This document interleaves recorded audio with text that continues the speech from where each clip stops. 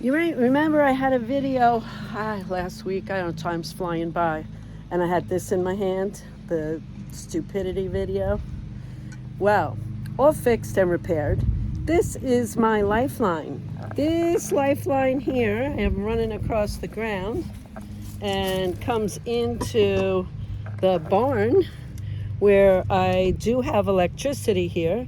So this lifeline comes over, and every time I leave in the day, I have to unplug it, but this plugs right into here very easily, and it locks on so that it can't just easily pull out. Then I'm all set. I have electricity in the van. So that means I have heat. That means I have lights. I could plug in and charge my computer. I could have a TV if I wanted one. I don't really want all that. I can watch what I want on YouTube or something if I feel Netflix if I want.